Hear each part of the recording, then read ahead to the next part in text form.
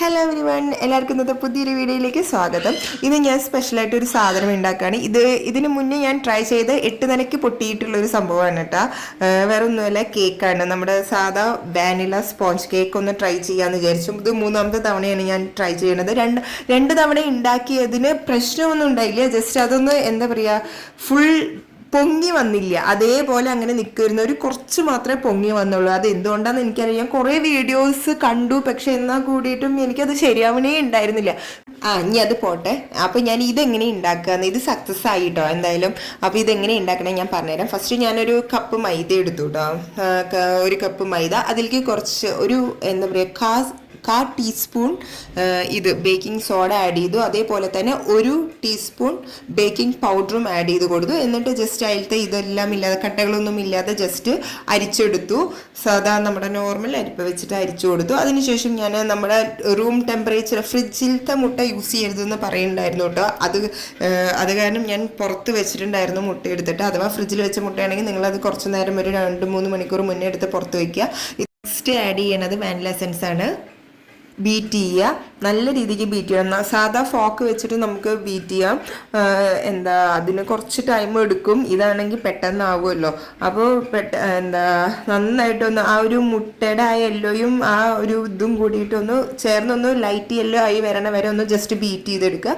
അതിനുശേഷം നമ്മൾ sugar add ചെയ്യുക. ഞാൻ 1 കപ്പ് മൈദയ്ക്ക് 3/4 കപ്പ് പഞ്ചസാരയാണ് കേട്ടോ എടുത്തിരിക്കുന്നത്. അപ്പോൾ ആ 3/4 കപ്പ് പഞ്ചസാര ഒറ്റയടിക്ക് ഇടാതെ ഒരു 3-4 തവണയായിട്ട് ഇട്ട് കൊടുക്കുക. നന്നായി അലിയണ വരെ ഒന്ന് അടിച്ചു കൊടുക്കുക. നിങ്ങൾക്ക് ഷുഗർ വേണമെങ്കിൽ ഷുഗർ പൗഡറായിട്ട് ആഡ് ചെയ്യാം. പക്ഷെ അതാണെങ്കിൽ കൂടിയിട്ടും ഒറ്റയടിക്ക് ഇട്ട് കൊടുക്കാതെ ജസ്റ്റ് 3-4 തവണയായിട്ട് ഡിവൈഡ് ചെയ്തിട്ട് ഇട്ട് നോക്കാൻ പ്രത്യേകം ശ്രദ്ധിക്കണം. അതിനുശേഷം പിന്നെ ഞാൻ ആഡ് ചെയ്യണത് എന്താ വെച്ച് കഴിഞ്ഞാൽ, കണ്ടോ, ഇത് വന്നിട്ട് റിബൺ ഒരു കൺസിസ്റ്റൻസിയിലാണ് വരേണ്ടത്. അതാണ് അതിൻ്റെ കറക്റ്റ് ഫോം എന്ന് പറയണത്. അതിനുശേഷം ഞാൻ പിന്നെ ആഡ് ചെയ്ത് കൊടുത്ത ഒരു 100 ml പാലാണ് കേട്ടോ. സാധാ നമ്മൾ കാച്ചി വെച്ച ഒരു 100 ml പാലും, അതേപോലെ തന്നെ ഒരു 1/4 കപ്പ്, ഞാൻ ആ കപ്പ് ഒരു 1/4 കപ്പ്, നമ്മൾ ഏത് കപ്പിനെ എടുക്കണത് ആ കപ്പിൻ്റെ അളവിനെ ഞാൻ പറയണത്. ആ ഒരു 1/4 കപ്പ് നമ്മുടെ ഓയിൽ, സൺഫ്ലവർ ഓയിൽ ഉണ്ടെങ്കിൽ അതും ആഡ് ചെയ്ത് കൊടുക്കുക. ഇത് എന്താ പറയുക, ഓയിൽ ആഡ് ചെയ്തിട്ടില്ല എന്നുണ്ടെങ്കിൽ അത് ജസ്റ്റ് പൊങ്ങി വരാൻ ബുദ്ധിമുട്ടാണ്. ഞാൻ കഴിഞ്ഞ 2 വീഡിയോസിലും വന്നിട്ട് ഞാൻ അത് ആഡ് ചെയ്തിട്ട്, ഞാൻ 2 തവണ കേക്ക് ഉണ്ടാക്കിയപ്പോഴും ഞാൻ ഈ ഓയിൽ ആഡ് ചെയ്തിട്ടുണ്ടായിരുന്നില്ല. അത് കാരണമാണോ എന്ന് എനിക്കറിയില്ല. അപ്പോൾ ഈ 1/4 കപ്പ് ഓയിൽ ആഡ് ചെയ്ത് കൊടുക്കുക. പിന്നെ അതിനുശേഷം ഞാൻ ആഡ് ചെയ്യണത്, നമ്മൾ ആ മിക്സ് ചെയ്ത് വെച്ച് കഴിഞ്ഞാൽ ആ പൗഡറൊക്കെ ഇല്ലേ, അതായത് മൈദയും ബേക്കിംഗ് പൗഡറും ബേക്കിംഗ് സോഡയും എല്ലാം 3ഉം കൂടിയിട്ടുള്ള ആ ഒരു മിക്സും കൂടിയിട്ട് ഇതിലേക്ക് ആഡ് ചെയ്ത് കൊടുക്കുക. അതും ഒറ്റയടിക്ക് ആഡ് ചെയ്ത് കൊടുക്കരുത്.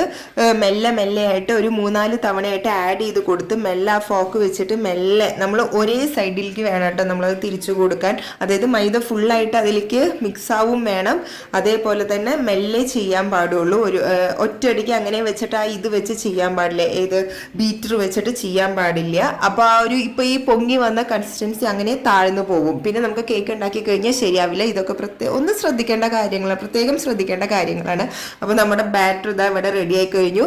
അപ്പോൾ ഞാനിത് ഓവനിൽ വെക്കാം. ഓവൻ വന്നിട്ട് പ്രീ ഹീറ്റ് ചെയ്യണം. ഞാൻ എന്താ പറയുക, 180 ഡിഗ്രിയിൽ 15 മിനിറ്റ് ഓവൻ പ്രീ ഹീറ്റ് ചെയ്യാൻ വെച്ചിട്ടുണ്ടായിരുന്നു. അതിനുശേഷം എൻ്റെ കയ്യിൽ ബട്ടർ പേപ്പർ ഉണ്ടായിരുന്നില്ല. സോ ഞാൻ സൺഫ്ലവർ ഓയിലാണ് കേട്ടോ യൂസ് ചെയ്തത്. അപ്പോൾ സൺഫ്ലവർ ഓയിൽ യൂസ് ചെയ്യുക. ജസ്റ്റ് ഒന്ന് സ്പ്രെഡ് ചെയ്ത് കൊടുക്കുക. അതിനുശേഷം നമ്മുടെ ഈ ബാറ്റർ അതിലേക്ക് എന്താ പറയുക ഒഴിച്ചു കൊടുക്കുക. ജസ്റ്റ് അതിലത്തെ ആ ഒരു ഹെയർ ഹോൾസ് ഫോം ആവാതിരിക്കാൻ വേണ്ടി ഒന്ന് ജസ്റ്റ് തട്ടി കൊടുക്കുക കേട്ടോ. അത് പ്രത്യേകം ശ്രദ്ധിക്കണം, എയർ കയറാതെ. അപ്പോൾ അതൊന്ന് ജസ്റ്റ് തട്ടി കൊടുക്കണം. എന്നിട്ട് നമ്മുടെ ഓവനിൽ വെക്കണം. ഓവനില്ലാത്തവർക്ക് ജസ്റ്റ് നമുക്ക് എന്താ പറയുക, നല്ല അടിക്കട്ടിയുള്ള പാത്രത്തിലും നമുക്ക് ബേക്ക് ചെയ്യാവുന്നതാണ് കേട്ടോ കേക്ക്. ഒരു പ്രശ്നമില്ല. ഓവൻ വേണം നിർബന്ധമൊന്നുമില്ല. 1/2 hour തന്നെയാണ് നമുക്ക് ടൈം വേണ്ടത്. കുക്കറിൽ ചെയ്യണതുമുണ്ട്, ഞാൻ ഇതുവരെ ട്രൈ ചെയ്തിട്ടില്ല. ഇതേ ബാറ്റർ തന്നെയാണ് ചെയ്യേണ്ടത്. ജസ്റ്റ് ഓവന് പകരം നമ്മൾ വേറെ ഗ്യാസ് യൂസ് ചെയ്യണമെന്ന് മാത്രമല്ല വ്യത്യാസം. അപ്പം ഞാനത് വെച്ചിട്ടുണ്ട്. എത്രത്തോളം സക്സസ് ആവുമെന്ന് എനിക്ക് അറിയില്ലായിരുന്നു. ഇത് ചെയ്യുമ്പോൾ ഒരു പേടി ഉണ്ടായിരുന്നു. പക്ഷെ നിങ്ങൾ കണ്ടത് ഇത് കാണുമ്പോൾ ഒരു സന്തോഷമല്ലേ. ശരിക്കും എനിക്ക് നല്ല സന്തോഷം ഉണ്ടായിരുന്നു കേട്ടോ ഇത് കാണുമ്പോൾ, ഇങ്ങനെ പൊങ്ങി വരുമ്പോൾ. അപ്പോൾ ഞാനതങ്ങനെ എന്താ പറയുക, ഒരു 1/2 hour ആയിരുന്നു ടൈമർ വെച്ചിട്ടുണ്ടായിരുന്നത്. അപ്പം ഞാനത് പുറത്തേക്ക് എടുത്ത് നോക്കുകയാണ്.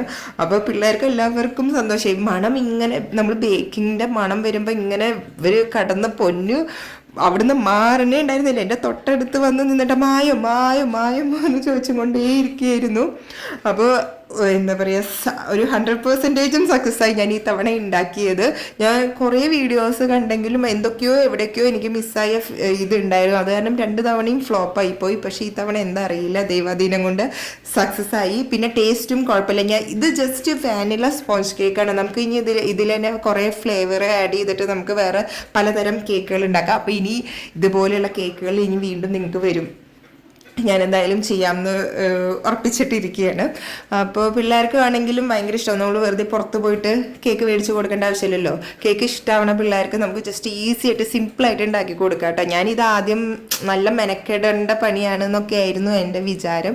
പക്ഷെ അല്ല കേട്ടോ, പെട്ടെന്ന് നമുക്ക് ബാറ്റർ തയ്യാറാക്കാൻ പറ്റും, പെട്ടെന്ന് തന്നെ റെഡിയാക്കാൻ പറ്റിയ ഒരു സംഭവമാണ്. ഇത് കണ്ട നല്ല സ്പോഞ്ചി കേക്ക് നന്നായിട്ട് വന്നിട്ടുണ്ട് കേട്ടോ. അപ്പോൾ എല്ലാവരും ഒന്ന് ജസ്റ്റ് ട്രൈ ചെയ്ത് നോക്കൂ. അയ്യോ, 2 പിള്ളേർ മാറി മാറി നിൽക്കുമായിരുന്നു. അവർക്ക് ഭയങ്കര ഇഷ്ടമായിട്ടുണ്ട് കേട്ടോ. ഫ്ലേവറൊന്നും ആഡ് ചെയ്യാതെ തന്നെ അവർക്ക് ഭയങ്കര ഇഷ്ടമായി. അപ്പോൾ എല്ലാവരും ഒന്ന് ട്രൈ ചെയ്ത് നോക്കണേ. അപ്പോൾ